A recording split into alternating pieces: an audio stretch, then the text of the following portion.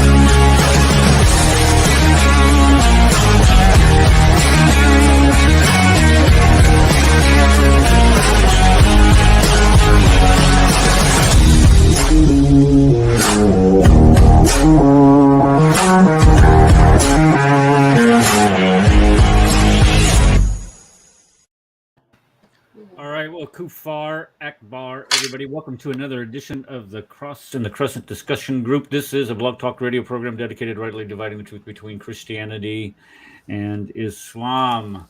Welcome, peace, shalom, blessings to everybody in the chat here. And we got a full house already. We haven't even started here in the studio. What happened to Rad? Did anybody see what happened to Rad? He was here and then he's gone. And I was gonna open up the show with his newest little video that he had made about Yasser Qadi. And I don't want to do it without him. I feel like I would be kind of being disrespectful of some sort. I don't want to hurt the guy's feelings and not play it unless he's here. But he needs to improve. We had 10, and then now we're down. Did Issa jump out too? It seemed like Issa was here. No, I didn't see him. I didn't see him. Okay. All right. Well, okay. Well, great. Anyway, we are here with our special guest today, Karen Thompson, who hails from. I don't know if she wants to tell you where she's from, but she's from. I think she's a foreigner of some sort. We let foreigners on this program, though. Foreigner, yeah. So, Karen, go ahead and tell us a little bit about yourself and what we're going to be talking about today before we start sharing your screen and get down to the topic right away. Okay, sure. Well, I'm retired. Actually, I'm celebrating my 70th birthday this week. Oh. And yeah, so I've made it this far. I've been interested in Islam since 2009.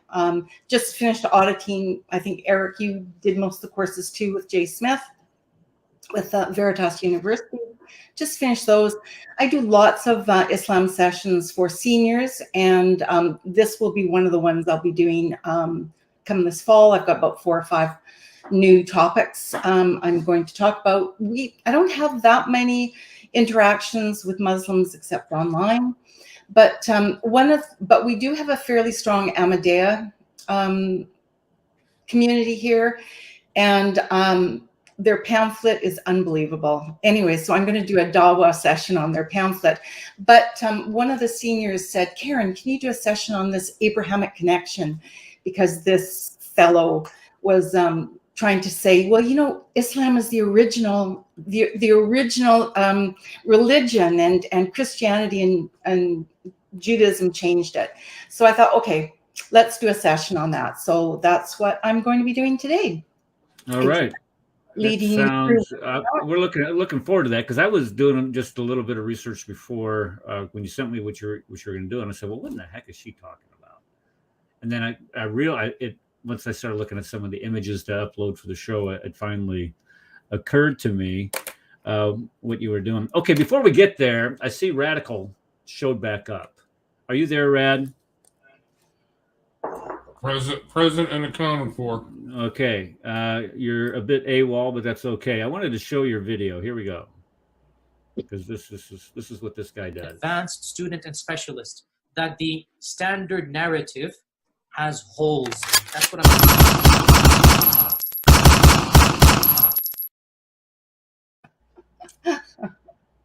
like that. I like And that was in your last. That was in your last video. What was that last video we did?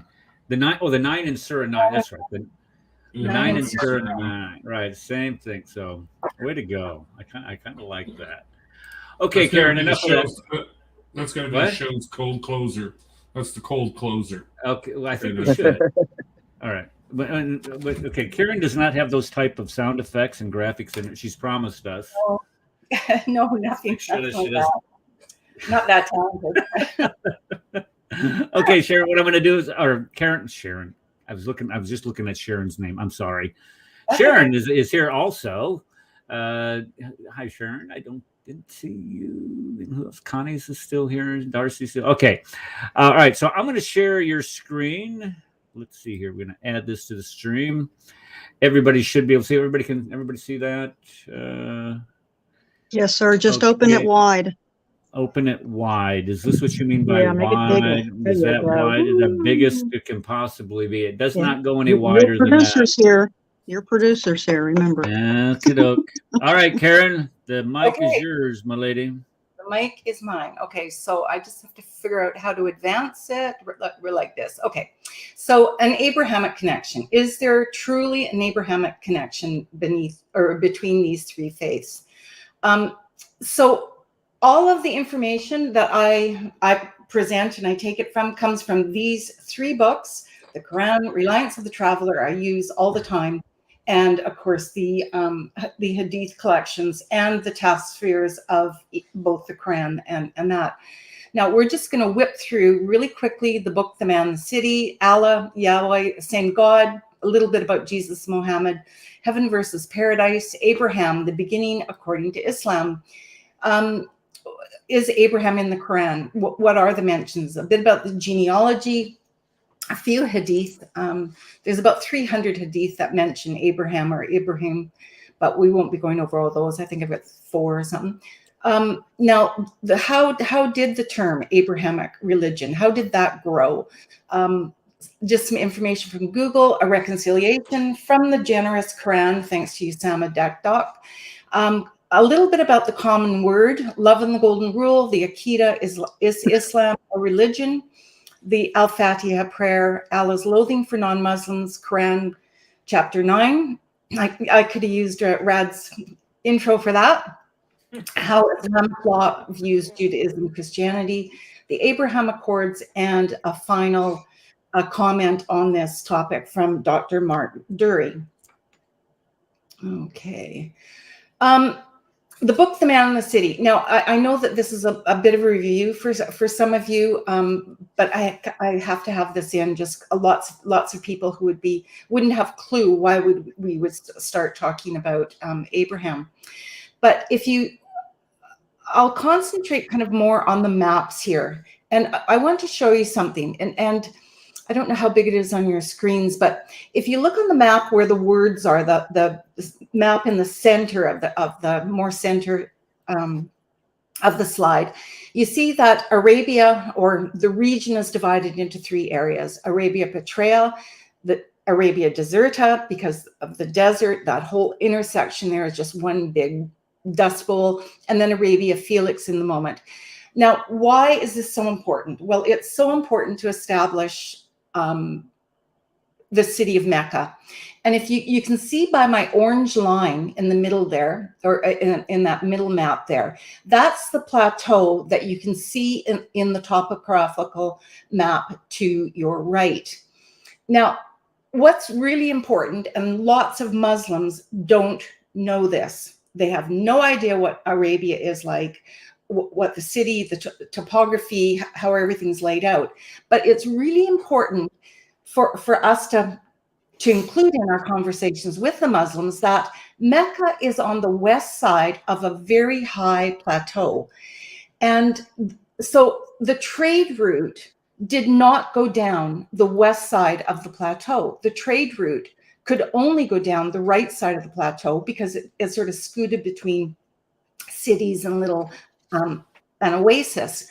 For anyone to get up and over that plateau, you have to climb up onto the plateau and then down. Now, where Mecca is, it means that you climb up almost 5,000 feet.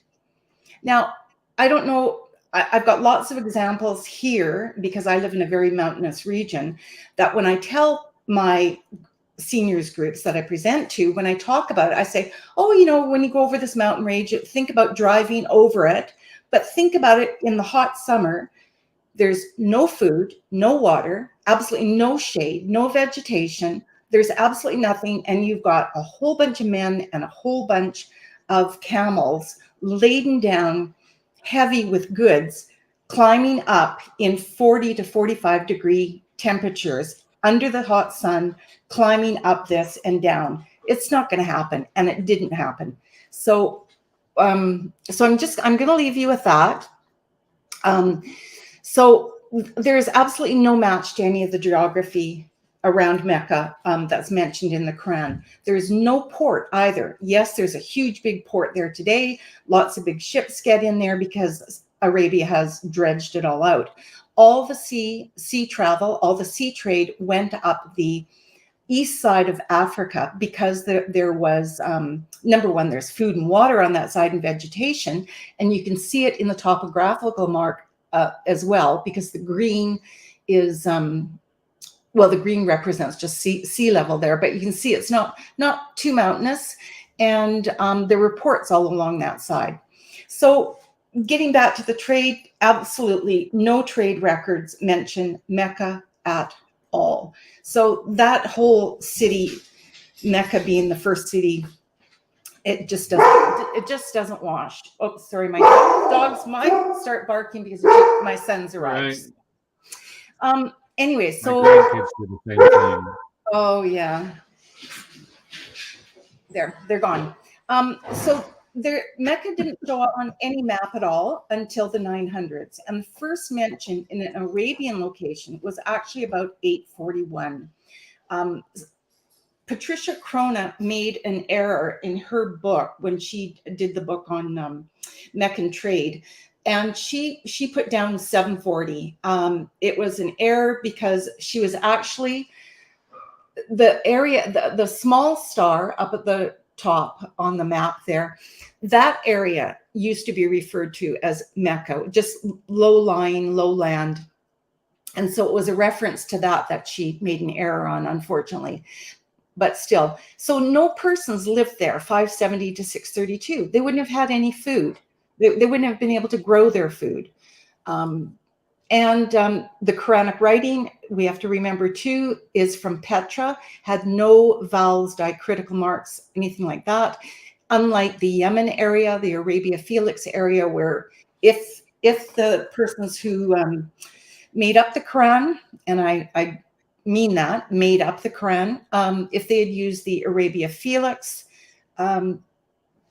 language, it had everything that you needed. So history shows us that the Islamic faith actually started in the Damascus and the Baghdad area. And prior to Islam, there were none of the Arabs made any claims to lineage with Abraham at all. It just didn't happen. Yes, there was lots of different Christian and Jewish cults around at the time. Abrahamism was one of those. And so yes, some Arabs, I mean, there were Arabs who were Christians, Arabs who were Aryan, Arabs who were all sorts of different religions. And some were pagans, some were Zoroastrians. And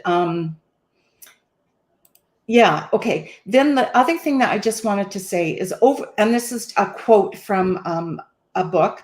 Over the last few decades, teams of local and Western archaeologists have carried out large-scale, systematic archaeological surveys and excavations in the Hejaz, the Peninsula, and the Jordanian deserts.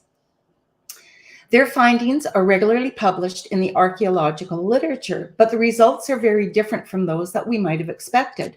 The finds include no remains of local Arab cultures from the 6th and early centuries, and no pagan sanctuaries such as those described in the Muslim sources. And this is from Yehuda Nevo and Judith Curran, their excellent, excellent, excellent book, Crossroads to Islam, The Origins of the Arab Religion and the Arab State. That's a great book if anybody is interested. And you're absolutely right. Patricia Crona just did so well. Go back, Karen. Karen, go Yeah. back. Just a sec. Yeah, Karen, yeah. go back. Go back. Yeah. Okay. Notice where it says this includes no remains of local Arab culture from the 6th and 7th centuries, no pagan sanctuaries such as those. When it says no, that means none. They haven't found a thing out there, folks, that would corroborate any of the stories that we find in Islamic literature, to include the Quran, to include the Hadith, to include the Sirah. There's nothing out there archaeologically, from an archaeological perspective, that corroborates any of that information. If something And like Eric- this had been going on for centuries, like they claim prior to the advent of Muhammad, you would have something would have showed up. And they most definitely, if that something had shown up, they would have certainly touted. What's that? Mecca was there in the 7th century. It's not a problem. The fact of the matter is that it's not there. Go ahead. I'm sorry. Oh, no. And Connie, you were going to say something? Yeah, thank you, ma'am. That would include the Kaaba, that there was no Kaaba there. Right. Amen.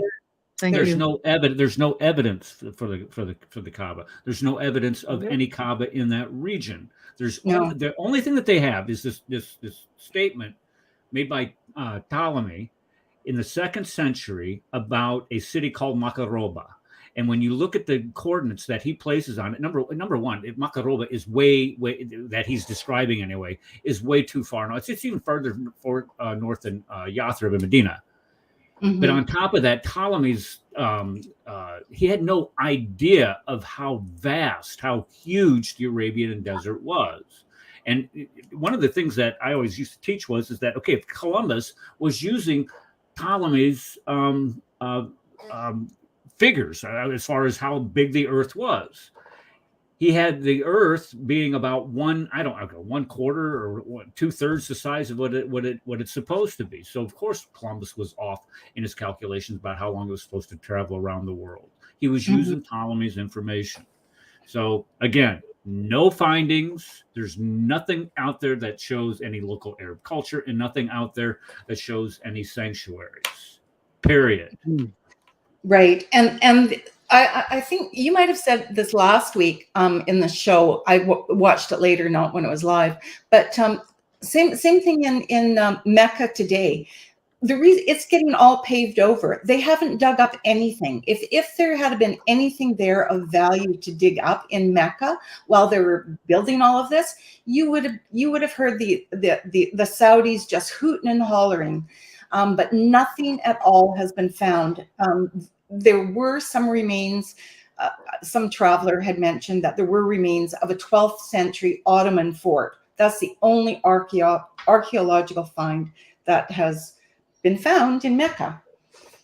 Okay, anyways, let's go on to the next one. And I'm sorry, my slides are going to be, they don't look like how I built them because I converted them from Keynote into so things might be a little bit jumbled, but which on this next one it is here. So sorry about that. So let's take a look at Allah and Yahweh. And again, I'm trying to lay a foundation on why, on this connection. Like, is there truly a connection between all the religions? Are we following the same doctrines, orthodoxy, orthopraxy, and all of that? I think you guys know where we're at. But interestingly, Yahweh created mankind in his image for a familial relationship with him. Now, this is really important. Of all eternity, our God, Yahweh, has lived 1 in 3 has lived with someone else, and the love has flowed between these three beings, these three complete persons for all eternity. Whereas Yahweh sat in eternity, I don't know what he did for all of eternity, but he was sitting alone, didn't love anybody. And so therefore there's a huge, big difference in the God right there. We were created in Yahweh's image because he wanted to love us. Now, Yahweh can enter time and space, come to earth. We can pray to him whenever we want from anywhere, and he will listen to us. He forgives, and because he loves and feels compassion for his creation, he sent Jesus. He is our heavenly Father. We are his children. He developed laws of natures which make sense or trustworthy. We can trust his word, and his being is based on logos and reason. Allah, on the other hand, created mankind solely to worship him. And that's the Quranic reference right there. He calls mankind slaves or servants of Allah, although he exhorts believers to take him as a friend over others. There's no familial relationship with Allah. He demands that worship is performed using the same rote positions, the same rote prayer at the prescribed times of day, and that the prayers must be said in Arabic, no matter what the person's mother tongue is. He rules with will, not logos or reason, and there's no guaranteed way to salvation except through jihad, martyrdom. He may not forgive. He may forgive. Depends on which way the wind's blowing. Allah preordains those who will go to hell, who will be in paradise. So there is absolutely no way. You could be the best adherent Muslim in the entire world and end up in hell. There are no natural laws. Gravity. Allah can all of a sudden decide that everything's going to fall up, not down. So you have no idea there are no constants. He could make the sun rise from the west and set in the east, or maybe today it's not going to rise at all. And Allah has no form, or maybe he does, because there are a few mentions. Now, you can't read what's down here at the bottom very, very well. So I just want to mention something. Whoever made up the Quran absolutely did not have much knowledge of Christianity, as we know, as being Christians and reading through the Quran ourselves.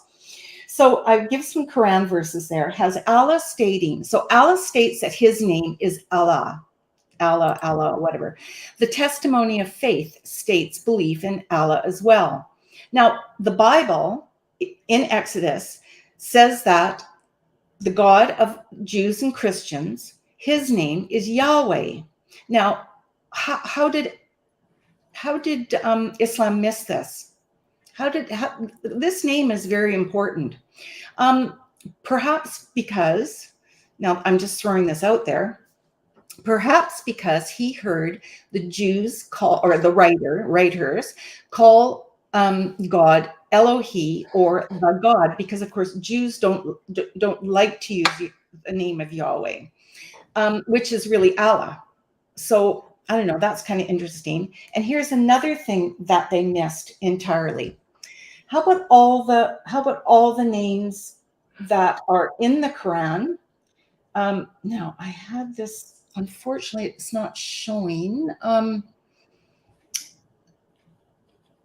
I just, yeah, give me 1 second here. Oh yeah, here we go.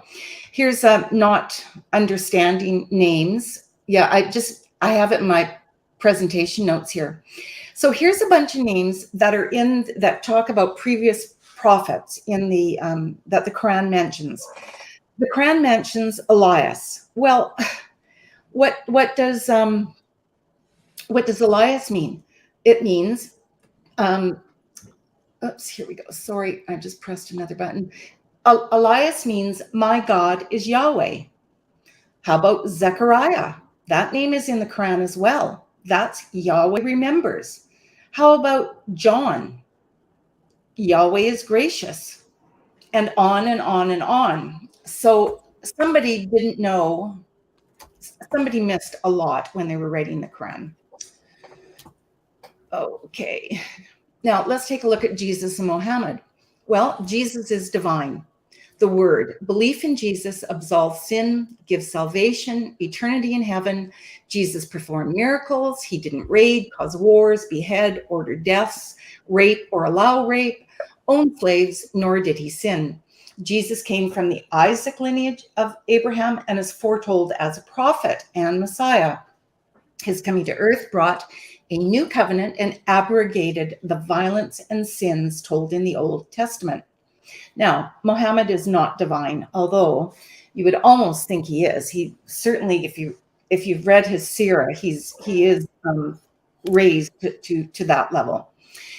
He cannot intercede for anyone on Judgment Day. Muhammad sinned, cannot provide a path to salvation except if one follows his example and if Allah wills. Muhammad led raids and wars, took slaves, allowed rapes, raped, ordered murders of his opponents. According to the Quran and Allah, Muhammad did not perform miracles. Muhammad came from the Ismail lineage of Abraham, which is said in the Bible not to produce prophets or messiahs, but to rule over 12 tribes. Let's take a look at heaven and paradise. Islam, really, paradise is a brothel. Allah is not in paradise. Each man receives 72 less his current wives. The pure wives are called huris, perpetual virgins with wide eyes, large breasts, and translucent skin. And there'll be rivers of milk, honey, and wine. Young boys, like pearls, will circulate. Women and children will reside in a palace, and any desire will be fulfilled. And that is, any desire will be fulfilled. I don't know, I can't imagine spending an eternity like that. Hey, speak for yourself. As a 12 boy, that sounds perfect. That's what my son said when he heard me practicing this one day. He says, "Mom, speak for yourself." No, he was just kidding me, of course. Anyways, so Yahweh resides in heaven with us. We will have no physical needs or wants. Men and women are equal, be like brothers and sisters. There's no marriage. We will bask in God's love for eternity, and knowledge of God's wonders will be made available to us. So it'll be much more interesting, I think. Or maybe not, Rad. Okay, so then, and I just thought I would throw this in because to attain paradise is quite different from anything that's out there for any other religion. Anyways, Allah sends an angel at, some say, 40 days after conception with a person's fate. So he's preordained all matters in that person's life. Every single step the person takes is preordained. So this could mean a good person sent to hell and a bad person to paradise. Now, the one good thing for Muslims is that they're told that they won't spend eternity in hell. At some point, they will be pulled out. When born, angels are placed on the right and left shoulder for life. The right shoulder keeps track of all good deeds, the left, the bad deeds, both of which will be weighed on Judgment Day. When Muslims die, they face punishment in the grave. On Judgment Day, they will arise whole and have to cross a razor-thin bridge over hell to paradise. Some will fall to hell, some will be burned, and some will make it over fine. Once they are on the paradise side, they face judgment from family and friends. If they have memorized the entire Quran, the Quran will appear as a pale man to intercede on their behalf. If they've only memorized a few surahs or chapters, a flock of birds will intercede. And as I said, eventually those Muslims who were sent to hell will be released to paradise. And the only guaranteed way to paradise, no matter the bad deeds or sins, is to die as a martyr, in the cause of Allah, or other words, jihad. Then one pops directly into paradise and may intercede for 70 of their relatives. Okay, so if I could interject here really quickly, yeah, go ahead. I just want to point out that the Muslims are going to be judged by a white man. Just saying, I thought that's funny. But more importantly, look at this 70 other relatives. It is well documented that, for instance, in Israel, Palestine, that sort of area, Gaza, that these teenagers, these young kids are going to blow themselves up for their virgins. Yeah. Actually, the families go around. They find out that they're going to do it, and they go around to be put on the list. They actually are treated for, several months or how long ever it's going to take for them to actually do the missions. They're treated as royalty. They're given whatever they want because these family members want to be put on this list so that they can go to paradise themselves and don't have to worry about all the other things like, not eating pork or praying 5 times a day. I'm serious. I mean, this I know. Yeah, I've heard that. Well, I know, it's crazy. Okay. Where does that teaching go back? Where does that teaching come from? That they will have you're gonna be able to intercede for 70 of your relatives. Is that from? It's in the Hadith. Sahih Hadith. Yeah, it's in the Sahih Hadith. Yep. From Bukhari. I can get you the actual reference. I don't have it on this one, but I'll find it. I was just trying to think, is this something that is this some type of, tasfir from the, based on the Quran, or is this some type of, maybe something came out of the Sierra? I'll find it. Go ahead. I'm sorry. Yeah, it's Hadith. It's a Hadith. Okay. So the beginning according to Islam. Now, this is the Kaaba. This is an etching from 1731. So someone was there and drew a picture of it. Okay, so this is what I've done is I've taken Bukhari and I've condensed it because it's quite a bit bigger. So we pretty much know the story, but basically here it is. Sarah was jealous of Hagar, who had given birth to Ishmael. So Abraham took Hagar to Mecca. They walked all the way. They had a water skin with them, and Abraham set Hagar under a tree, and he said he was leaving her in Allah's care. She said she was good with that. After a bit, obviously the water ran out, and she ran between the 2 mountains that are apparently in Mecca, Safa and Marwa. She ran between them 7 times looking for water to no avail, and she just burst out into tears. She didn't know what she was going to do. Then all of a sudden, Jibril appeared, stamped the ground with his heel, and water sprang forth. Apparently, Zamzam means stop, stop. And, thanks, Dominic. Dominic has given us a reference. Appreciate that. And then, so the water flowed like crazy. Birds came to drink, as well as other animals. Then the Juram tribe happened along and settled there with her. Ishmael grew up and he married a Juram woman. Abraham then came back for a visit and said, "Oh, Ishmael, your Lord has ordered me to build a house for him, and you are to help." And this is how the Kaaba in Mecca came to be built. According to, so that's Sahih Bukhari. Okay. Now, Abraham in the Quran, in the screen there, that is from Reliance of the Traveler. Now, Abraham in the Quran, there are 102 mentions of Abraham. However, no complete stories as usual of Abraham. And just want to throw in there that there are only perhaps 4 mentions of Muhammad.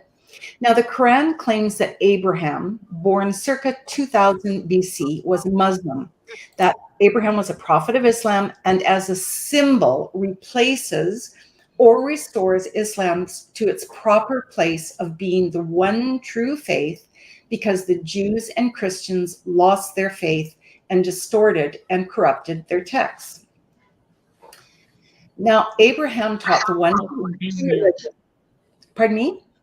Yeah, how convenient. They have to lie about others to make their stories true. It's so disgusting. Yeah. And so Abraham taught the one true religion, and it was the same religion that Moses, Noah, Jesus, Solomon, David, Jonah, Adam, all of the prophets, they were all Muslims. Now, the Solomon being named a Muslim helps them put a bit of a claim on Israel. Is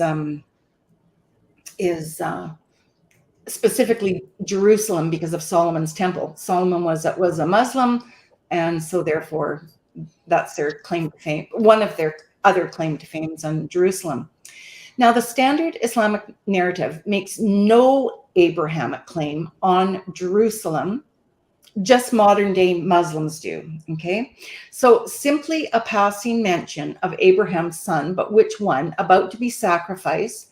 Now, some Islamic scholars say that he was going to be sacrificed on the rock, under the dome of the rock, but rather Abraham built the Kaaba in Mecca. So therefore, Islam is actually more tied to Mecca, according to the narrative, than it is to Jerusalem.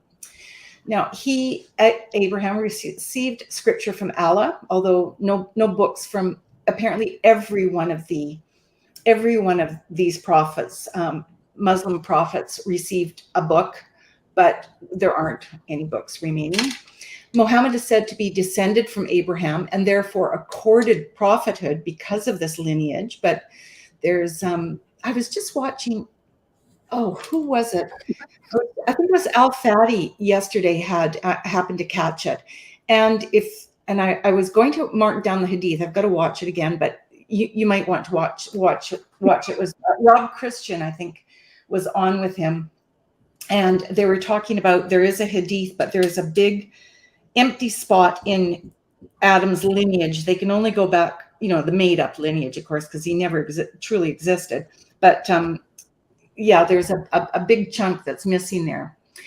Anyways, so during the Meccan period, Muhammad warns the Meccans of an imminent destructive act of God, and he cites the example of Abraham as a model of forbearance, a model monotheist amongst the polytheists to strengthen the believers as they await the end to come.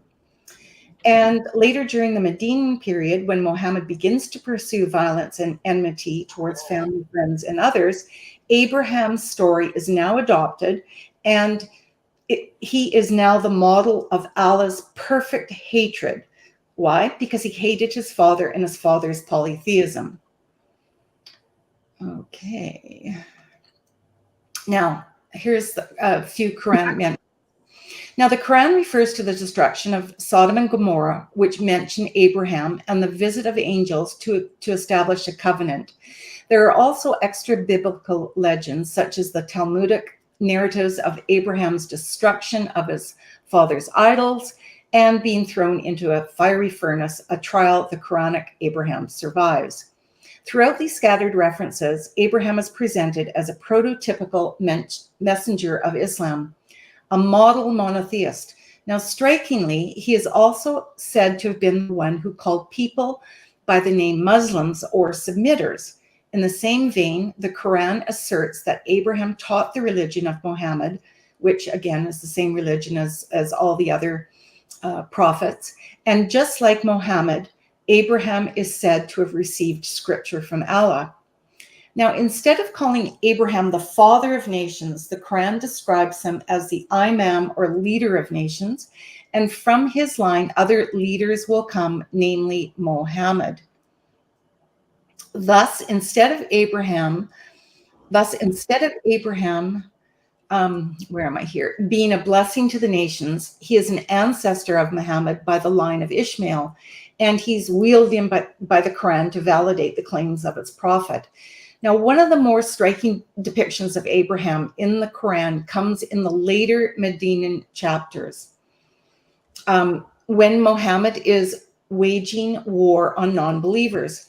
To justify the enmity against former friends and relatives who have refused to toe the line of Muhammad's message, Abraham is invoked by Allah as a model of hostility and hatred. And this is what Allah says. There was a good example for you in Abraham and those who were with him when they said to their people, surely we are free of you and what you serve instead of God. We repudiate you, and between us and you, enmity has showed itself, and hatred forever, unless you believe in God alone. So there's a few more here that we're going to take a look at as well. Okay. Yeah, sorry about this. This is my I wanted to back up to the one, Karen, if you could go back Yeah. just real Yeah. quick. yeah. Mhm. That first thing that you said there, the extra biblical legends, and this is exactly what we find all over the Quran are legends. So let's just put it this way: we find all kinds of stories that exist in pre-Islamic. What is the Dr. Kufan? What are you doing? What? Dude, You don't like what I look like? You I look like the Trump one. You look like you belong in like the 1960s or something. I don't know. No, I thought I had that guy from, what's his name? Rick from The Walking Dead. He's transitioning back to the 60s is what he's doing. We went from Trumpian to a 60s guy. Walking Dead guy, man. I like the Trump Not better. so Living Dead, right? Not so Grateful Dead. There's something just wrong with that. Okay, I'm getting back up. What? No, I'm saying, you know how hard it is to keep this beard?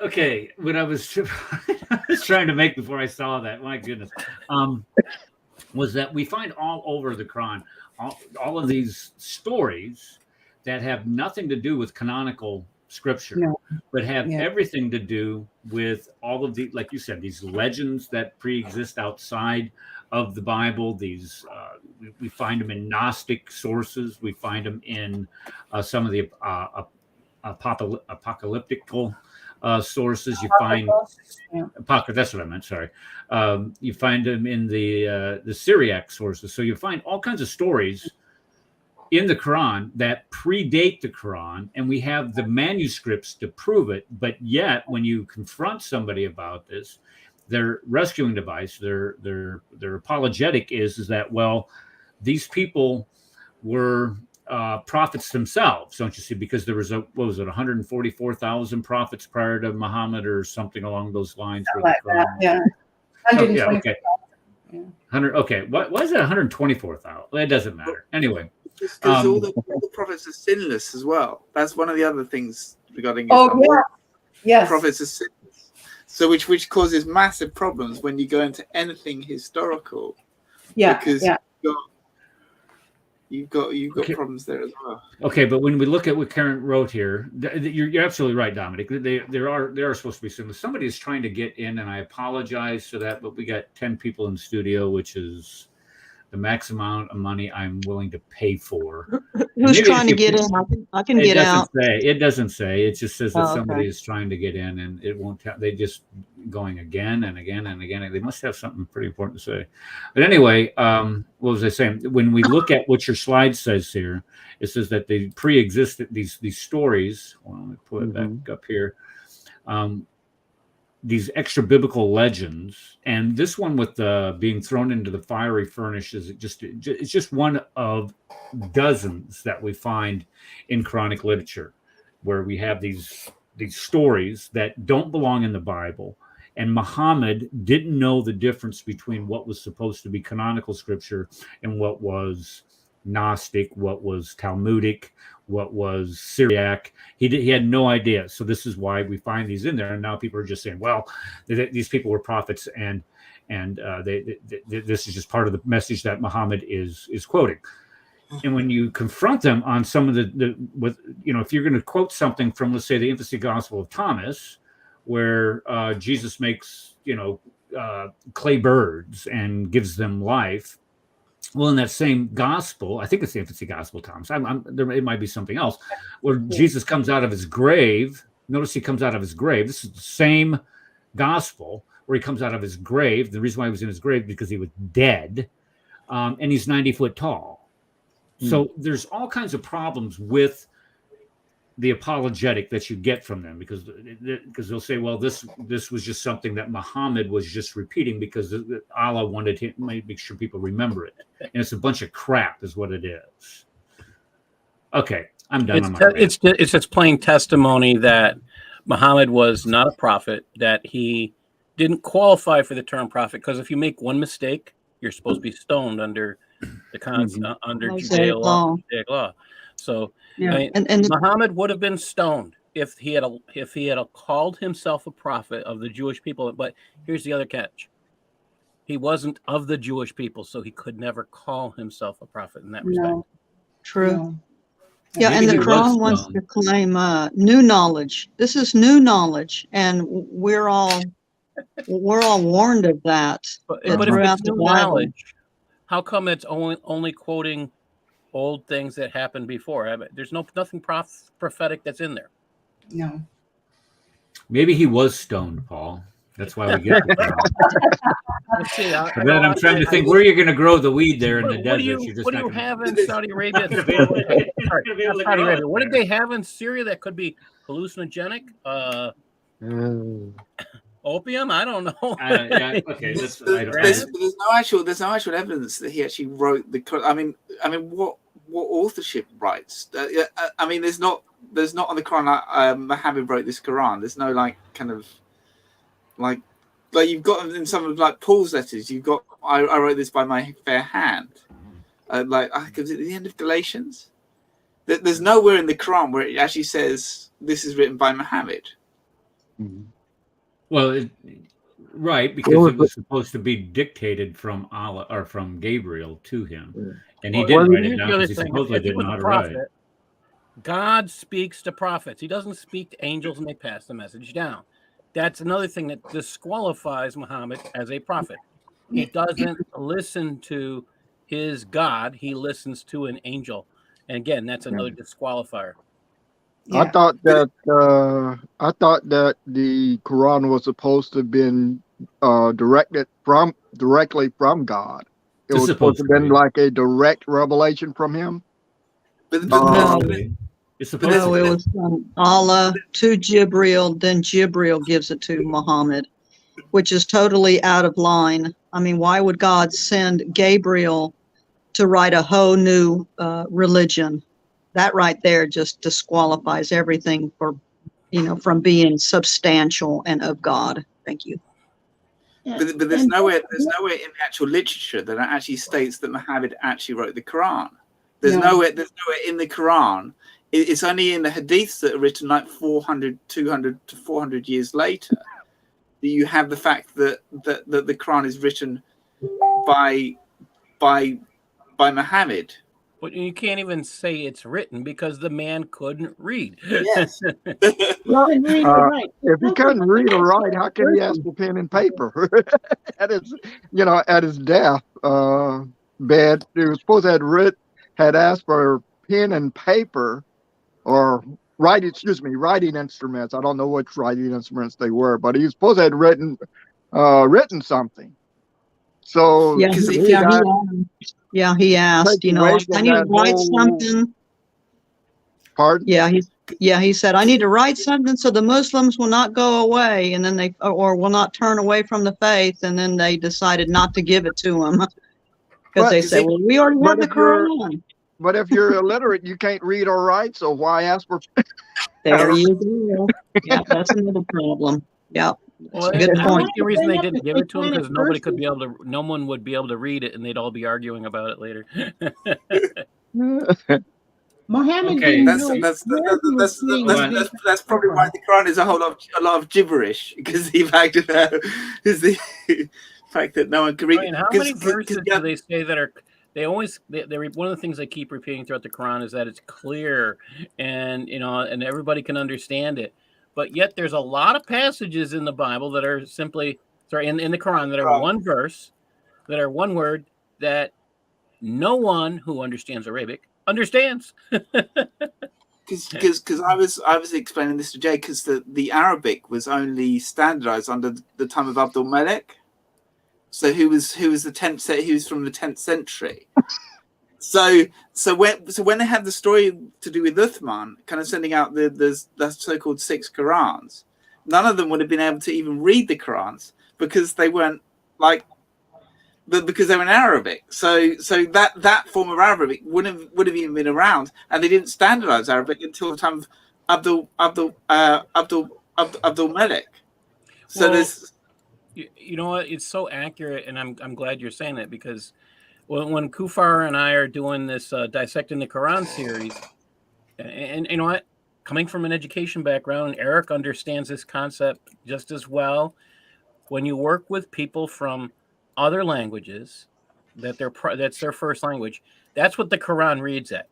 The Quran reads as if someone who is writing in another language that they don't fully understand, because they get plurals and singular wrong. They get they get the first person, second person, and third person wrong. These are standard mistakes of somebody writing in their a second or third language. And again, if you're an educator and you're reading this, you're going to recognize those traits. And that was one of the first things I recognized when reading the Quran. Okay, Sharon had something that she wanted to interject. I saw her unmute, and go ahead. Oh yeah, I was trying to bring up the satanic verses when Muhammad even admitted he didn't know who he was getting his information from. Yes, the whole thing was a made-up story anyway. But the people actually were starting to worship pagans, and the three daughters of Allah, the pagan god. So that's when you guys were talking about where he was getting his stuff from. And Alat, Aluza, and Manat, I think, were the three. So is it Surah 53? I think Surah 53 is Surah 53. I can't remember the exact. 19. Right. And I think that's why Sam and Rusty got stabbed, because of his book. Not too far from me. Yeah. Oh, and that boy. tells you the neighborhood Paul lives in there. Don't move there. Hey, look at Karen's got it. So Karen, you got it. Actually, I was asked to go speak in that area, and I've never felt God give me permission to go there, so I never pursued it. But it's interesting. There was an article written about that particular area that's jihadi friendly. So, Shock. like I said, God never gave me permission to go, so I didn't. Now I know why. Okay, Karen, this is what happens when I get the discussion off topic. This is my fault. Oh, that's okay. What were we talking about? I'm sure we were talking about. We're on Quranic. Okay, here we go. There we go. Karen, thank you. These are excellent. Oh, and I'm sorry for, again, this is having to convert it into PowerPoint. It sort of made a bit of a mess here. But so I'm going to take a look here. There. Okay, so what's particularly interesting in this expression, the religion of Abraham, which is emphasized repeatedly in the Quran's pages. So what is this religion of Abraham? Now, it comes very clear when the Quran commends the religion of Abraham to Jews and Christians, rebuking them for having rejected it. And so in one of the verses, say, God has spoken the truth, so follow the creed of Abraham. So the religion of Abraham, according to the Quran, is none other than the message being brought by Muhammad. Okay? Because the Jews and Christians have rejected the religion of Abraham, but Muhammad was sent to bring it back to the world. Thus, according to the Quran, it is Islam in contrast to Christianity and Judaism, which represents Abraham's faith. It is the followers of Muhammad who have the best claim to Abraham. Surely the people nearest to Abraham are those who followed him and his prophet, and those who believe God is the ally of the believers. Now, if you accept the premise that Islam is Abrahamic, then it follows from the claims of the Quran that the one authentic Abrahamic faith is Islam. Now, you see where I'm going with this? So in the Quran, Jews and Christians are rebuked for commending their faith to the Arabs, Muslims, the Quran asserts, are following the religion of Muslims, the Quran asserts, are following the religion of Abraham. Furthermore, the Quran claims that Abraham was neither a Christian nor a Jew. He was a Muslim. It is an article of faith in Islam that Muslims are commanded to make no distinction between the messengers, meaning they should accept Abraham just as they accept Muhammad. Now, the flip side of this is all who accept Abraham should also accept Islam. If you accept Abraham, you should also make no distinction and accept Muhammad as the messenger of God. There is an inner logic to Muhammad's repurposing of Abraham as Ibrahim. In the Quran, Muhammad consistently invokes messengers or prophets from the past to validate his own mission. Every time Muhammad is criticized, the Quran insists that this is just what happened to past messengers. In accordance with this logic, biblical figures get repurposed to fit whatever circumstances the messenger of the Quran finds himself in. When Muhammad is issuing warnings about an imminent destructive act of God, he cites the story of Abraham as a model of forbearance to strengthen the believers as they wait for the end to come. On the other hand, when Muhammad is pursuing violence and enmity against former friends and relatives, he co-opts Abraham for that as well. If hatred was good enough for Abraham, it's good enough for Muhammad and his followers. And next, now genealogy. So the idea that Abraham, Gerald Hawting puts it this way, the idea that Arabs are the physical descendants of Abraham through Ishmael is indeed taken by many non-Muslims as well as Muslims as a genealogical fact and historical fact. Now, Dr. Mark Drury says this. On the one hand, there's the blessing for Ishmael in Genesis. And as for Ishmael, I have heard you. I will surely bless him. I will make him fruitful and greatly increase his numbers. He will be the father of 12 rulers, and I will make him into a great nation. Now, this is in line with God's promise to Hagar that her son's descendants will be too numerous to count. Now, on the other hand, they have also looked to Genesis, in which an angel prophesies to Hagar, that's Ishmael's mom, that her son will be a wild man. His hand will be against every man, and every man's hand against him. Then later, Genesis reports that Ishmael's descendants lived in hostility towards all their brothers. Now, preachers have also traced the spiritual roots of the conflict between Muslims and Jews back to the rejection of Hagar and her son by Abraham and Sarah.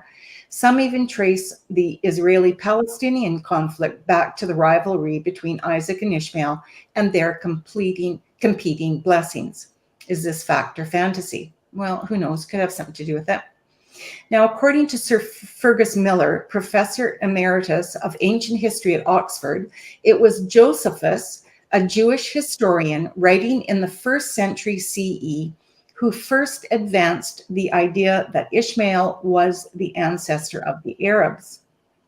So you see, it wasn't said by the Arabs before. Historically. In the Antiquities of the Jews, Josephus stated that Ishmael was the founder of the Arabian nation and Abraham was their father. From Josephus, this assumed connection between the Arabs and Abraham through Ishmael passed into the historical consciousness of Christians and then made its way into early Islam. So that's where it comes from. The Quran does not speak of Ishmael or Abraham as ancestors of the Arabs, although it does have Abraham and Ishmael praying for Allah to make their descendants a Muslim people. But a link is established in the Hadith literature.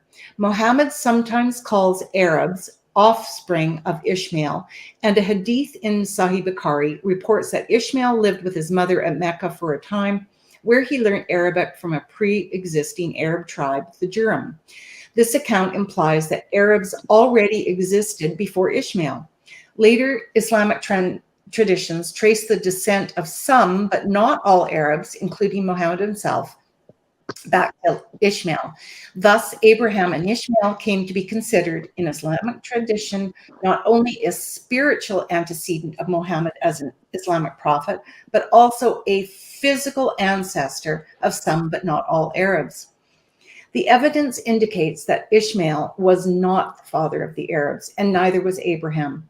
The Ishmaelites were probably Canaanites from the old days, speaking not an early form of Arabic, but a dialect similar to Hebrew. In time, they disappeared or were absorbed into other groups, like so many other ancient peoples.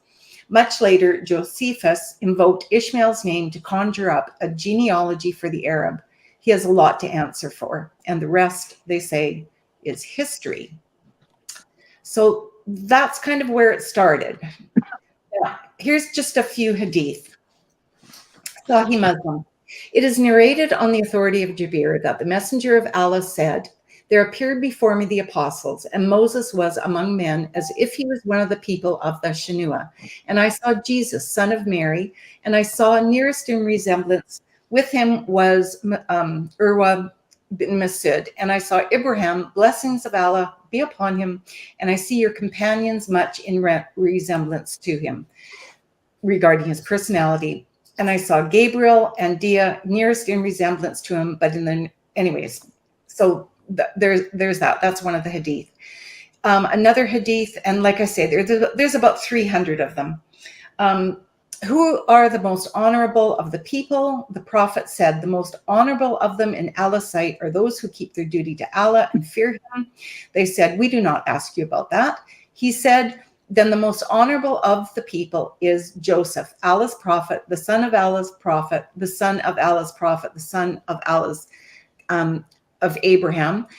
They said, we do not ask you about that. The prophet said, do you ask about the virtues of the ancestry of the Arabs? They said, yes. He said, those were the best among you in the pre-Islamic period are the best among you in Islam if they understand the Islamic religion.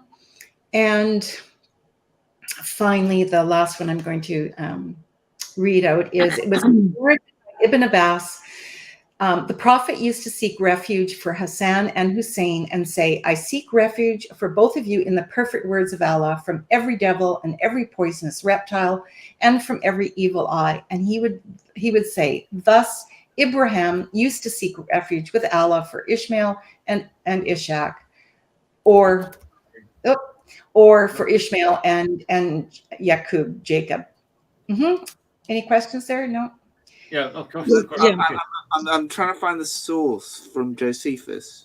Because I've got the entire works of Josephus here, and I'm trying to look through them to see whether actually I can find. Do you have like a source quote from? I do, but it's in some other. Can I send that to you later? I'll do that. Yeah, later. And that second paragraph with Bukhari. Yeah. You know, he said, those who were the best among you in the pre-Islamic period. Well, wasn't Abraham a Muslim? Yeah. And he taught pretty much the religion of Abraham, which is supposed to be Islam. So they big poo-poo there. Muhammad is the first Muslim, though. Yeah, he was the first Muslim. Yeah. Well, then they say Adam was the first Muslim, and then all of them were Muslims. So, you know, you can tell that it's just a big lie. Thank you. Yeah, they can't get their story straight on so many things. People start saying that we make things up here. Karen does a great job of citing the primary sources of Islam, or what they think is a source. And she just didn't know what the book number was or the hadith number was. And if you look, let me put this back up there. Yeah. Sorry. Okay. Let me put this back up just so you see that this is Sahih. It's Sunan Abu Dawud. And let me see here. Book hadith. Let's see. It doesn't say Sahih though. What's that? It doesn't say it doesn't give the rating though here. I'll have to. Well, it's Sunnah. It's Sunnah, so it passes. This, yeah. Well, it's Sunnah. Yeah. No, if it's Sunan Abu Dawud is one of the main collectors of the hadiths. I get that, but there are some. And what I think it was in Lloyd's presentation, we were looking at. Okay, if it's Sahih, it's got a 99%. There's 99% according to their rating anyway. It's got a 99% chance of being valid. Where if it's Daif, Hassan, it's like 85%. No. Was it? Am I right on that? Hold on. I think I wrote it down to where it was like if it was 85. If it was here it is. Okay. Sahih 99 to 100%, it's valid. Hassan 85 to 99%, and Daif 45 to 85%. So even if it's daif, It passes. You got a better than 50% chance that it's a valid hadith. So even if this thing right here is daif, which I doubt it is, and we'll get our people on there if you guys figure out what the rating is on that thing there. I'd appreciate and Dave, it. can you tell everybody what that means in English? Daif means that it's not to be trusted, or it cannot be trusted as much as weak. Yeah.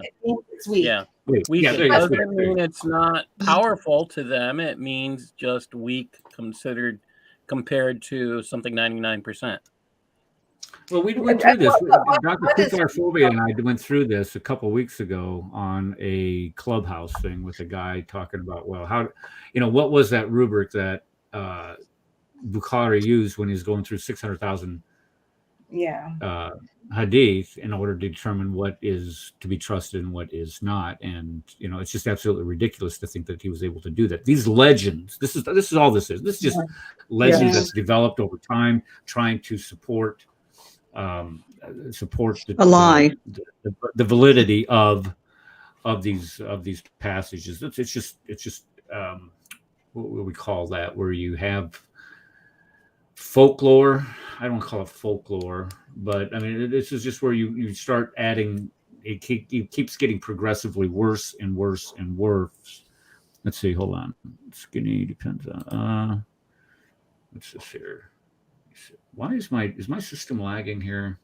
Am I lagging? I don't see you lagging. Okay, it seems like I am. All right, so Dave has two meanings: not trusted, but also skinny depends on. Okay. All right, let's get back to what Karen was saying. Sorry, let's. No, that's okay. Let's go on. So the term Abrahamic religion grows. How is this growing? In the 19th century, Christian scholars discussed that Abraham practiced and taught a primitive faith which grew into Judaism and then Christianity. A Lebanese named Joachim Mubarak discussed this theme in his 1951 doctrinal dissertation. He was a student of the French Catholic priest Louis Massignon. The term Abrahamic is used more and more in reference to monotheistic faiths from about 1960 onwards. Massignon regarded Islam as a genuine revelation from God and thought Muhammad a genuine prophet. I just want to point something out interesting about this picture here. So this is Abraham, and he's smashing all his father's items. The lady who has collected these into a book has got some of the most amazing early Islamic art books. And so, yeah, you should take a look through them, because all through the centuries, pictures of all the prophets, Muhammad, and everything have been used right up until current day. Anyways, that's kind of an aside. Okay, so the term Abrahamic religion continued. Mubarak's work influenced discussion of Islam in the Vatican. The idea that Islam was a profession of the faith of Abraham made its way into Catholic catechism, plus interfaith dialogue and religious studies. So from the Vatican, the plan of salvation also includes those who acknowledge the Creator in the first place, among whom are the Muslims. They profess to hold the faith of Abraham, and together with us, they adore the one merciful God, mankind's judge on last day. And that's the quote there. Now, this Catholic position is surprising, given the assault the faith sustained from Islam beginning in the 7th century. And that's why I put this picture of the Vatican's walls. Those walls were built to keep out Islam. So I think that these persons have kind of forgotten their history a bit. And a little bit of an aside, Hilaire Belloc writes in his book, The Great Heresies, it's just a short little book, very interesting though, that converts to Islam mention the appeal of Islam is in its simplicity and justice. While not mentioning the faith of Abraham, this convert's comments harken back to the idea that Abraham is rooted in simple faith and is the, where am I here? Oh, to read it in here, and is the original faith. So the Vatican had to build a wall. Like, standing around. So we can learn something from that. Yeah. Oh, yeah. That's a big picture right there. Trump would have been proud. I know. It's just they've definitely forgotten, especially this Pope. But because the thing is, in the UK, like the term Abrahamic faith, like you go to like English schools, and this term is used so many times that you go into like just they refer to Islam as an Abrahamic faith, and the thing is, the actual evidence for it is. There is no actual evidence for it. It's like you kind of look for any evidence for it. There's nothing to do. I mean, you look at the stuff. Say, is it the Amarna letters? So you have so you can go to the British Museum, and you're looking for roughly 16th century to roughly 2nd century BC, roughly around the time of Abraham. I can't remember what the other letters. So yeah, is it the Amarna letters and things like that. So the thing is that there's no actual link. It's just this like the Bible, at least for Genesis, you have fairly like it's fairly historically accurate, but regarding the Quran, the actual later dating of the Quran and the fact of the actual hadiths can no way put this in the fact of an Abrahamic faith, because it's like 2,700 years after his life. Yeah. Now, in that artwork, I saw a direct circle. Now that circle around the head of was that Muhammad? No, this is Abraham, but he's a prophet, so he has a halo around his head as well. So it's Abraham smashing his father's idols. Ah, okay. Because there's also images of Muhammad that shouldn't be around this time this time as well. So if there should be no images at all. Early artwork. There's lots of it that shouldn't actually be there because the actual hadith actually prohibit it, which essentially puts back the actual hadith writings to a lot later, which means that they should be dated to more like the 14th century rather than the fact of, I think it's 10th century. So those the actual artwork kind of puts a monkey wrench in some of the Islamic kind of arguments. It does, yeah. Okay. So I just wanted to show you if this is the growth in documents mentioning Abrahamic. So you can see during documents dated 1800, there wasn't very much. 1820, there was a little scoop here. I'm not sure why. A little bit of talk during the 1800s, a little bit more talk about Abrahamic.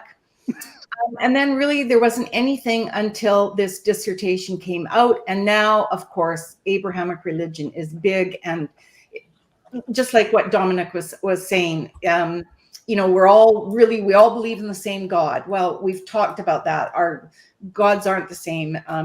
Lots of things about it are not the same. So I just wanted to show you the growth here from good old Google. Now, a reconciliation, according to a few. Mubarak and Massino had a vision that this mode of thinking could lead to a reconciliation and coexistence between the three faiths grounded in an Abrahamic unity.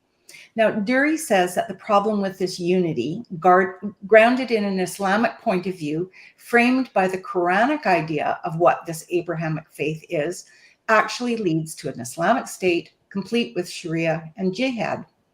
Why has this been promoted? Dury postulates that after 9/11, the West wanted to find a way forward in peaceful coexistence, and that way has been the hope for an Abrahamic unity, a reconciliation of sorts between the three faiths. Now, theologically, Abraham is not a point of unity, and we should all know this. In Judaism, he's considered a Torah-observant Jew. In Christianity, he's the man who lived by faith, and in Islam, he is the prototypical Muslim.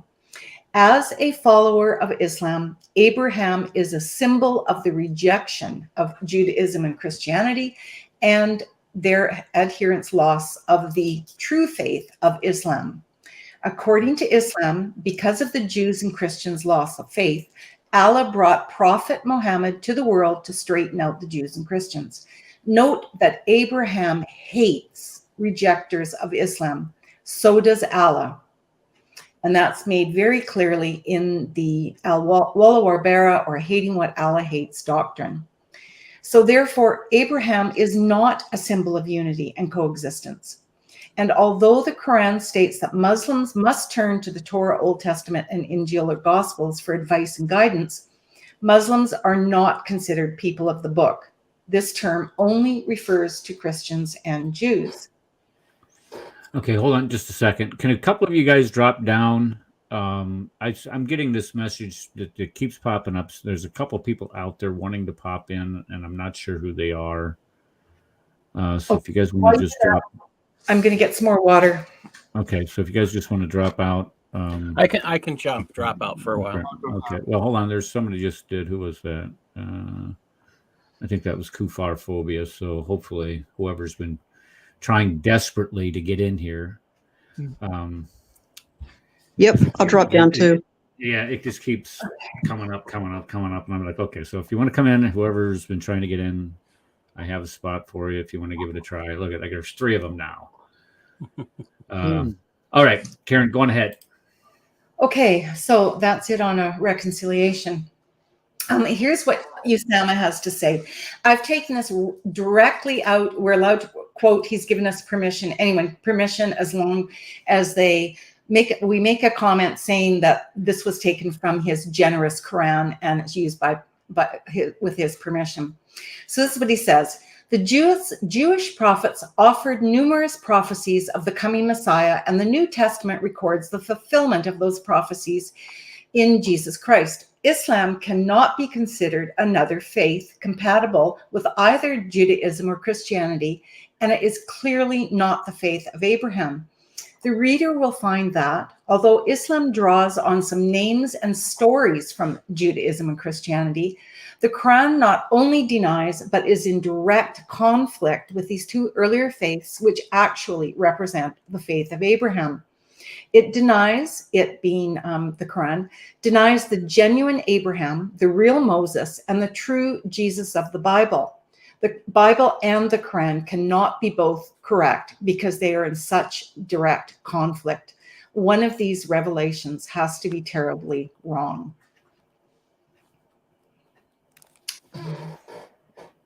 Now, I want to talk about the common word, because this is another thing that many churches and the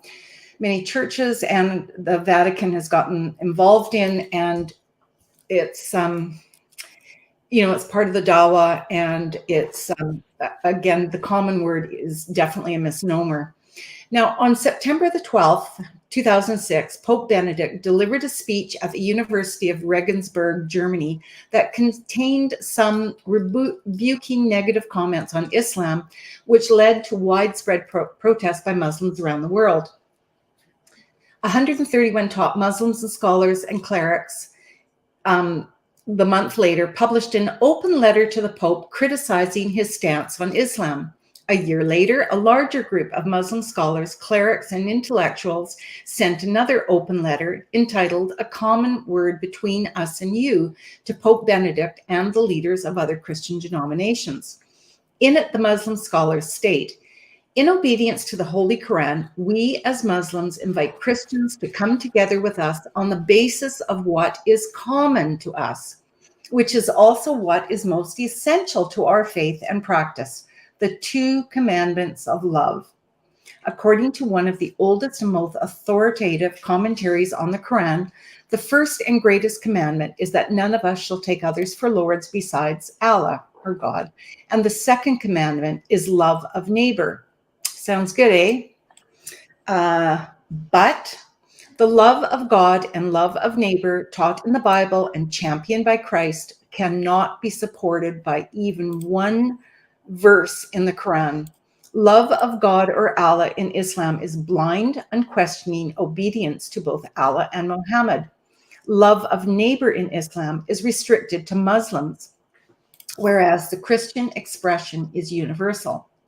Though the common word appears to put forward true common ground between Islam, Judaism, and Christianity, and purports to be an invitation to seek even more common ground through dialogue, it is in fact a patchwork of partial Quranic and biblical references designed to give an illusion of a commonality worthy of Shakespeare's frequent treatment of appearance and reality, in which he demonstrates that oft things are not what they seem. This is so pathetically true. This is what they do. They try to make you look like the hater, since you will not come in and try to have some type of ecumenical understanding or ecumenical conference with them. You're the one that hates, when it is the centrality between the two faiths. If you look at the tenets of the Christianity, death, deity, resurrection, they deny all three of those central tenets of the Christian faith.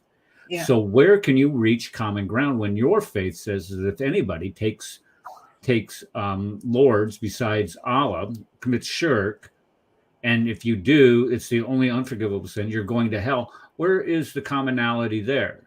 And when you start talking about peace, here's your peace verse in Islam right here. Here's your peace verse.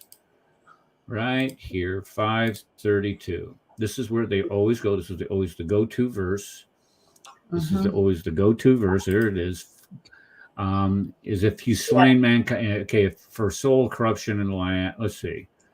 Whoever kills a soul, unless they whoever kills a soul, where do they start? Whoever kills a soul, corruption in the land, is he slain mankind entirely, and whoever saves one, is that he has saved mankind entirely. But they never include this part right here. No. So it doesn't even pertain to Muslims. And then here's the best part about this. Number one, this is a ripoff from Midrash Sanhedrin 4.5. But the best part about it is let's read the very next verse, shall we? Yes, we shall. Yeah. Look at the very next verse. Here we go. Here you go. See here. You go. If you wage war against Allah and His messenger, and strive to commit corruption on the earth, Connie, because we know that she's always trying to commit corruption, and me too. You got to be crucified. There you go. So killed, crucified, or hands chopped up. Yeah. So I mean, the idea that these guys are trying to have some type of peaceful coexistence is absolutely absurd. But the only place that you can actually, I'm sorry, Clifford. Go ahead. Oh, go ahead. It goes against one of the tenets that I read, that you're not supposed to make friends of the Christians.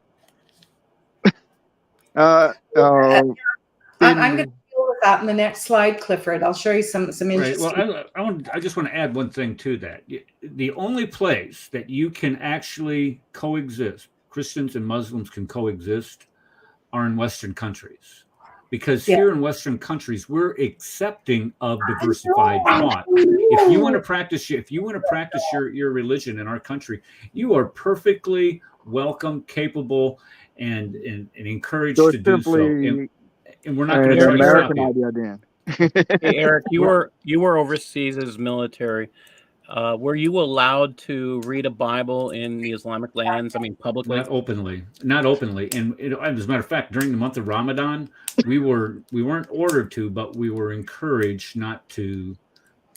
I smoked at the time. You're not supposed to smoke in front of people during the daytime. Eat or drink water. We were encouraged not to do that. So yeah, it's the absolute opposite. Here, if you want to practice your religion, I am never going to try to stop you to doing that. I am never going to talk ill of you practicing your religion, practicing your faith. It is when you try to prevent others from doing that, acting out upon some of the tenets that we find within the Hadith literature, within the Quran itself, or denigrating people who are not of your faith, such as calling, I don't know, the worst of creatures. And that's when it starts becoming problematic. But if you still want to do that and not act out upon it, you're perfectly welcome to do that here in the West, as opposed to Iraq, Kuwait, Afghanistan, Pakistan, Egypt, all those bastions of liberal thought and universal kumbaya. Well, give you an example of that. acceptance. Do you remember the church, was it last week, that burnt down? The reason it burnt down was because they did not allow it to be repaired, and 40 some odd people were killed. Where was that? Was that Egypt? Where was In that? Egypt, yeah. We were talking about that last week on Usama's show. Okay, I didn't catch Usama's show. I go to bed. Never mind. He starts like at 10 o'clock Eastern time. Why does he do that, Paul? I mean, do you have any idea why he reaches a wider population? We also talked about it in my presentation as well. Clearly, you were not listening. But anyway, I just uploaded the final cut of the Quran has holes in it. It's version 4. So no, this is the final cut. It really is. So if you want to upload that to StreamYard, that'd be great. Okay, I'll get to it. All right, but let's get back to Karen. All right, Karen. Sorry for we do this all. We are terrible. I know, it's okay. Yeah, no worries. No worries. All right, here we go. Presentation, Karen. Oh, thanks. She's going to email it to me when we're done. No pressure. Ooh, share. No, yeah. So okay. So how do we get it up? You have to put it up, right? Yeah, I have to do it. Yep. Yeah. Okay. Okay. So the common word again, staying on this, an Islamic invitation to peace? Well, so the most highly publicized, and this is just shocking, response was written by a group of 4 academics from the Yale University entitled Loving God and Neighbor Together. It's been endorsed by over 300 Christian leaders from around the world. Obviously, not one of these 300 has ever read the Quran or read any literature at all about Islam. This document accepts the basic propositions of the common word and in places goes beyond them. The Yale response attributes the title prophet to Muhammad, excuse me, and explicitly apologizes for the Crusades, which was started 400 years after the initial Arab conquest and lasting only 200 years as compared to the Arab Islam invasions starting in the 600s and continuing to this day. Now, neither of those was called for in the original wording of the common word. The Yale scholars referred to the common word as historic and a historic invitation to the church and Christendom that it is proclaimed to be. Well, the response does not seem to be aware that the love of God and love of neighbor taught in the Bible, championed by Christ, cannot be supported by even one verse in the Quran.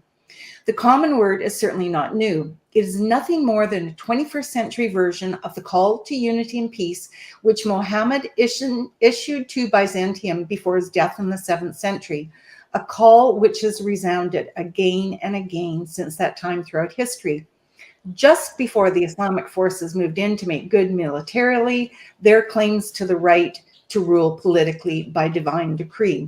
However, there is an historic aspect to the document. This is the first time in history that so many Islamic scholars from around the globe, both Sunni and Shiite, have participated in reiterating this call or invitation using, or indeed abusing, the Christian scriptures to back it up. A common word, Islamically speaking, means a call or an invitation to come to common terms or to an equitable proposition and is based solidly on verse 364. Say, O people of the scripture, Jews and Christians, come to a word that is just between us and you, that we worship none but Allah and that we associate no partners with him, and that none of us shall take others as lords besides Allah. Then if they turn away, say, bear witness that we are Muslims, which if read and properly analyzed from Islamic commentary and exegesis can be seen to negate all the rhetoric the Muslim invitation appears to offer. Now, having subdued the Christians and Jews of Arabia, Muhammad sent come to a common word letters based on 364 to the neighboring Christian rulers, inviting them to a so-called peace, but with a play on the words aslam taslam, essentially submit and be safe or face the sword. For peace from an Islamic point of view can only be peace when all surrender to Islam. This play on words is very similar to the changing of interpretations explained earlier in the paper in regard to the identity of Christ, and is based on actual doctrine within Islam, taqiyya, or legitimate deception, which states that when Islam is in danger, it is acceptable and even prescribed to engage in necessary deceit.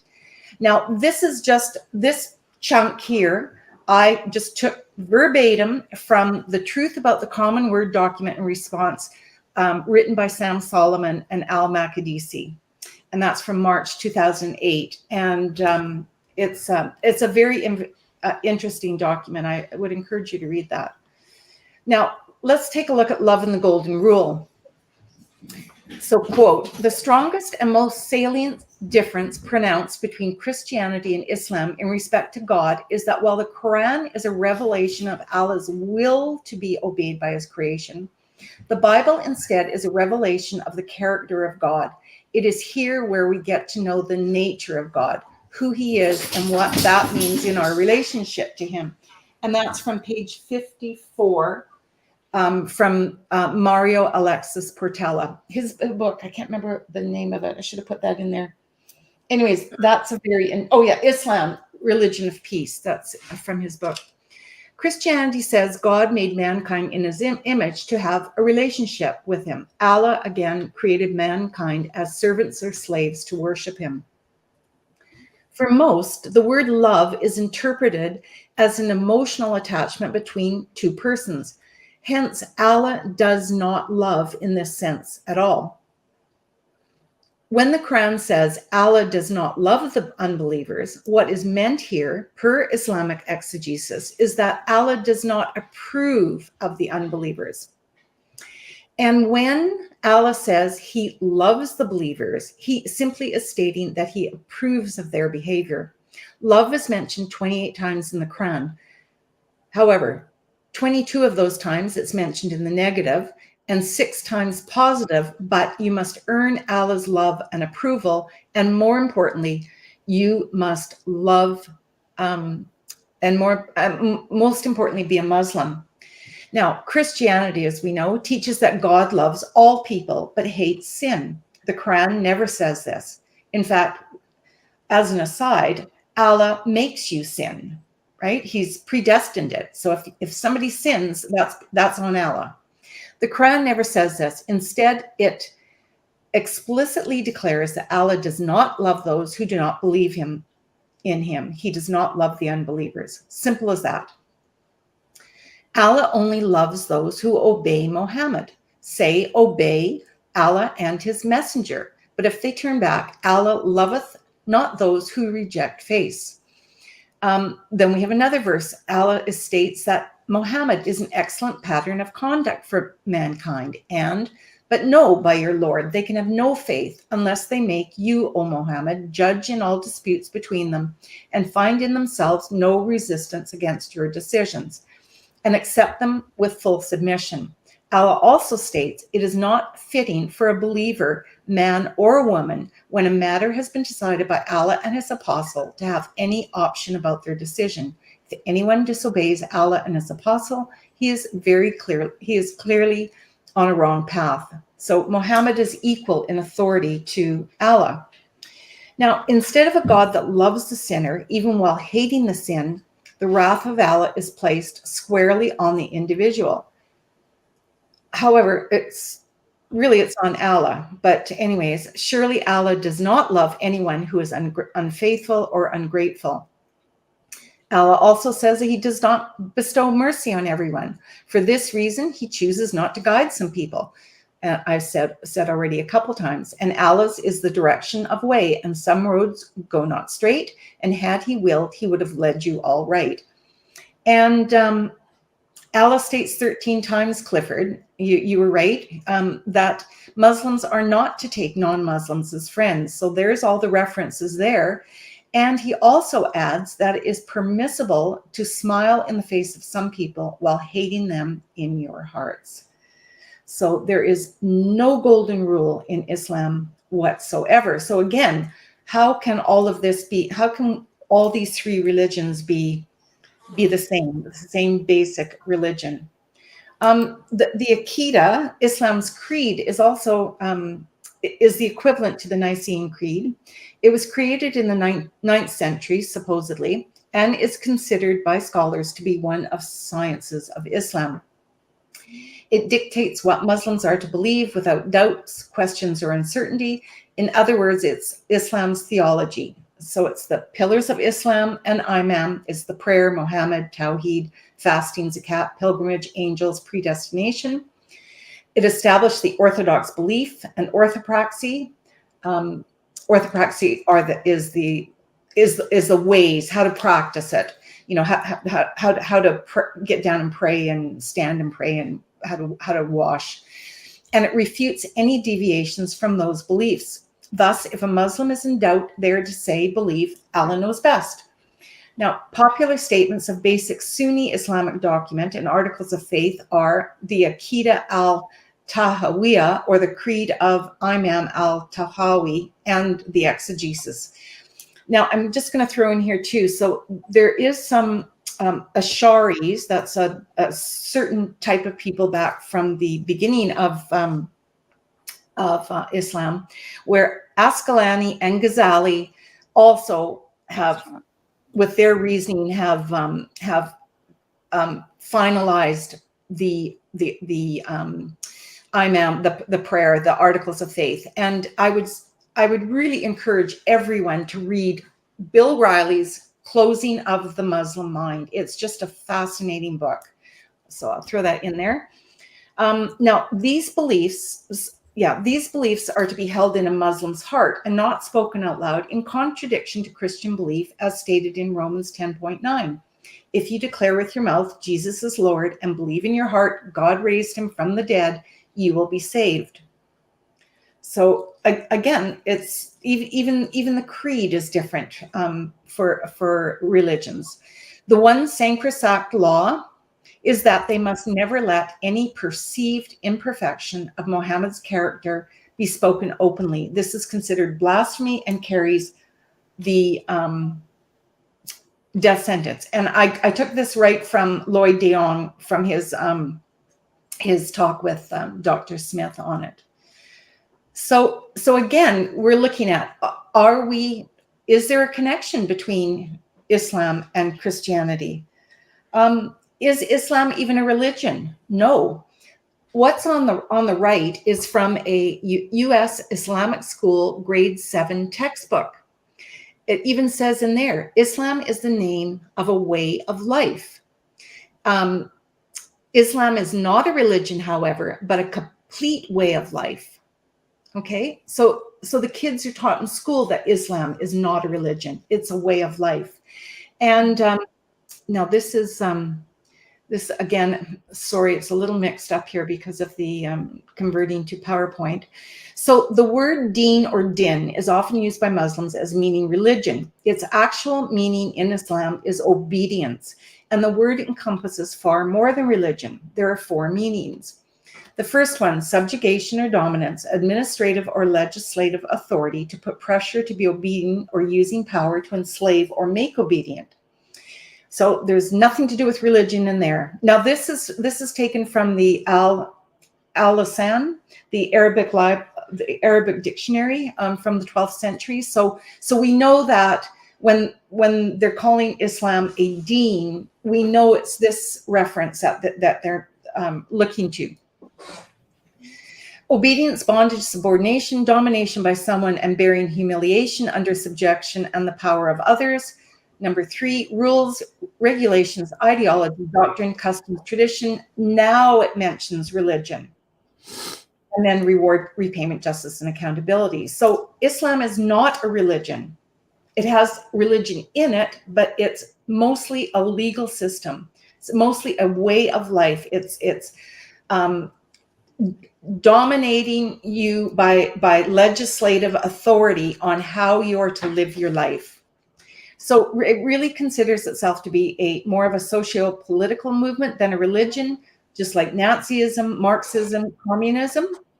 And I don't know what I've got there. Let's see on my oh, and in fact, the thing that's underneath there is imams are actually lawyers, more lawyers than spiritual leaders. And I just wanted to say the last thing, which you can't read on there, is Islam is a way of life, not a religion. The Sharia is how to do it. Okay, and you were going to say something? Mm-hmm. Yeah, I was just going to say that Lloyd was on here a couple of weeks ago, and he was going through a lot of these things I had no clue about, which doesn't mean, you know, a whole hill of a lot of beans, because I'm not the sharpest knife in the drawer. But what I was going to say is, when you start saying it's not a religion, it's a complete way of life.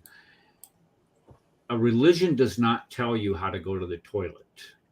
That's not a religion. Okay, it does not provide you guidance on something as mundane as that. It does not tell you to clip your armpit hairs or things of this nature. A religion will not tell you that it's okay to marry the divorced wife of your adopted son, or that it's okay for a 53-year-old man to do what Muhammad did to a 9-year-old prepubescent little girl. That's not a religion.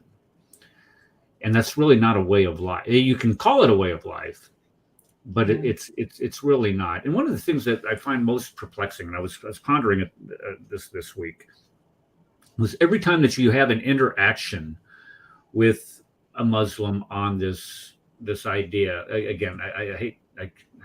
It's like, it just bothers me so much that anytime that you have this idea that a man that is that old can marry and do the things that he did to a 9-year-old little child, and you not condemn it, there's something wrong with your soul.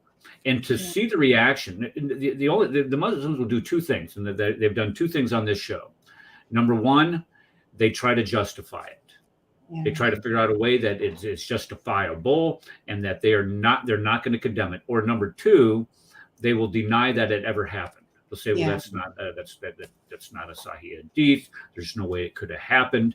And if anybody does that, then it's just wrong. And I admire the second ones that'll say that, okay, well, it never happened. I don't believe it ever happened, even though I'll believe everything else in the Hadith, but I won't believe this part. And it really, when we start saying it's a way of life, it is not a religion. I agree with that. You know, you can call it a religion, but it doesn't necessarily make it a religion. I mean, it even calls itself, I've perfected you this day, a religion. No, you have not. I mean, I'm sorry. It just doesn't work out. I'm sorry. Go ahead. No, you're right. Okay. We have one more slide. Is that what you said? No, well, I've got a couple more, but we got hold on, 30. We got 18 minutes. Oh, okay. Oh, yeah. I'll be finished here shortly. What is that? Hold on a second. We forgot to rate. What are you doing? We forgot to. You're not going to sit there and look at that. You don't want to look at that? I'm kidding. I'm just kidding. A bunch of bums? Yeah. We're going to look at everybody's butt.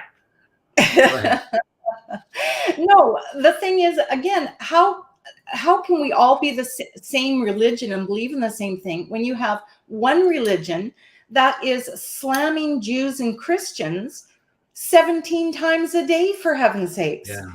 Sure. So that's all I'll say about this one, because we all know you have the path on those you have bestowed your grace not of those who earned your anger, right? Those or you sent astray, right? That's right. And so it's the path that you bestowed your grace on the Muslims.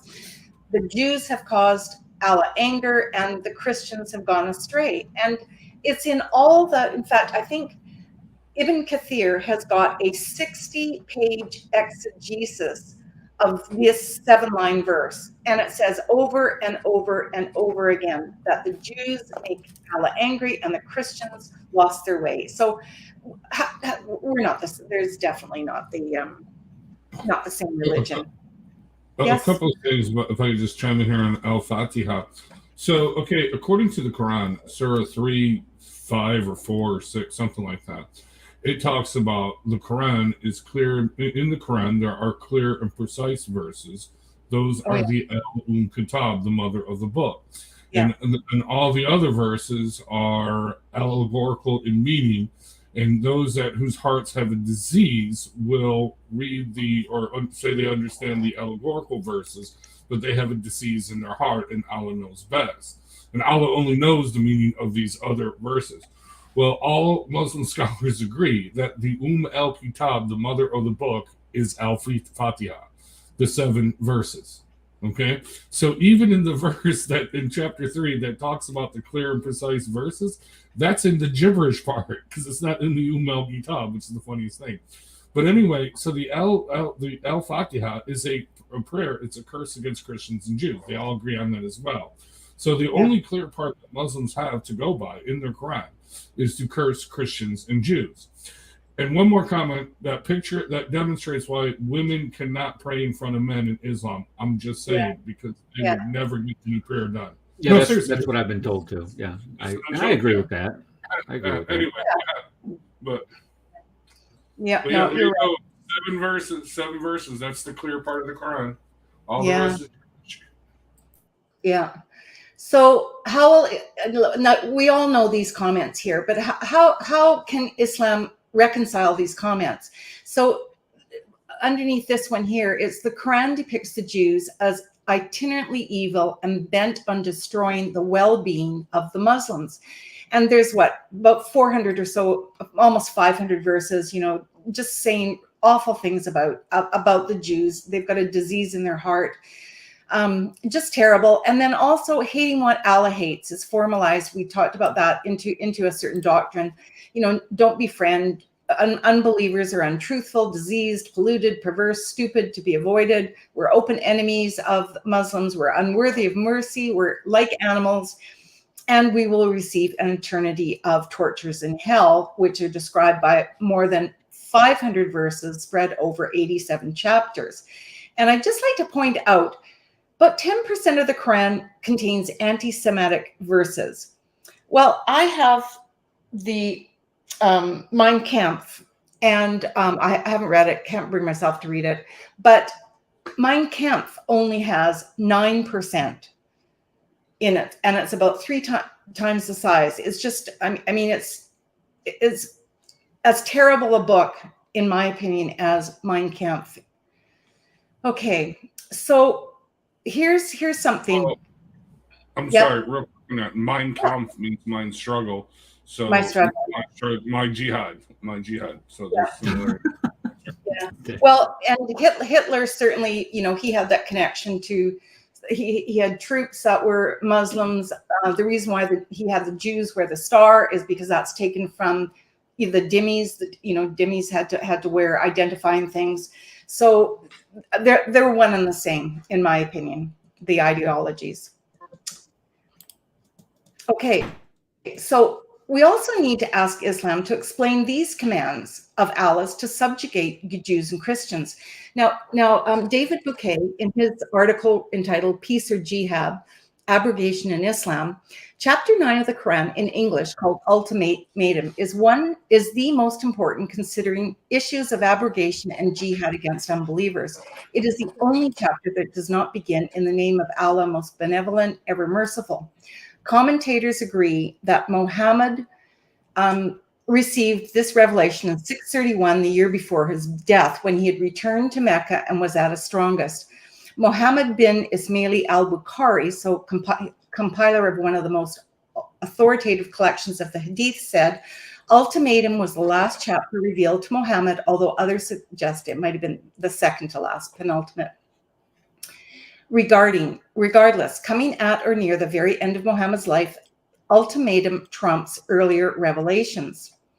Because this chapter contains violent passages, it abrogates previous peaceful content. Mushin Khan, the translator Is it just me or is she breaking up? No, it's you.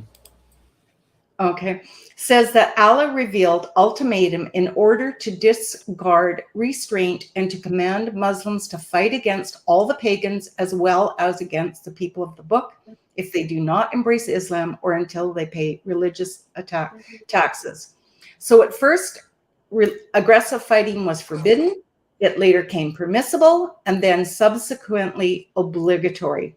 And that's what you covered last week. The 9:5 verse of the sword abrogated, canceled, and replaced 124 verses that called for tolerance, compassion, and peace. And I'm not sure, Rad, if you gave this quote from Abu Sayyidi, said that everything in the Quran about forgiveness and peace is abrogated by verse 9:5, which orders Muslims to fight the unbelievers and to establish Allah's kingdom on earth. Muslims are exhorted by their God to follow Muhammad's perfect example of dualism. When Muslims are or were in the minority, they claim peace and that they were persecuted. Once strong, there is no mercy for non-Muslims. Are there peaceful verses? Sure. 2.26 says there be no compulsion in religion, and a handful of others are that peaceful. A problem is these verses have all been abrogated. They're only to be followed or used when Islam is to be defended weak in a minority. And so I've just got, I think, 3 more slides. I'll just whip through here. And this one here is a shock as well for everyone. The finality of and so this is taken right from page 846 in Reliance of the Traveler. Well, how does interfaith dialogue deal with these comments? Judaism and Christianity were valid in their own eras and are now abrogated by Islam. It is unbelief to hold the opinion that remnant cults of Judaism and Christianity are acceptable to God, and Islam is the final religion acceptable to God. Yeah. So I would just like to point out as well that just the heads up here is that lots of English translations of the Quran, Hadith collections, and exegesis are slowly being altered to amend anything embarrassing, any contradictions, which are many in the Quran, historical anachronisms and scientific errors, etc. For example, the verse which has Allah praying for Muhammad. Well, who is he praying to? Well, this verse has been changed to read Allah places blessings. So you can't always just read the English versions either, because sometimes, they're being changed. And so just a quick comment on the Abraham Accords, because that could be a whole section as well. Now, the Abraham Accords are named, obviously, after Abraham to emphasize the assumed implied, shared, that's okay, just have one, origin of belief between Judaism, Christianity, and Islam, all of which claim Abrahamic roots that strictly espouse the monotheistic worship of the God of Abraham. But does it represent the orthodox belief of each of these faiths? Well, no. The Abrahamic Accords is a term collectively used to normalize peace agreements between Israel and some Gulf Arab nations. August 2020, a joint statement was released by Israel, the United Arab Emirates, and the United States of America, marking the first public normalization of relations between an Arab country and Israel.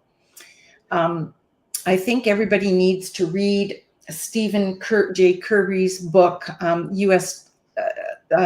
Islamic Doctrine versus the U.S. Constitution.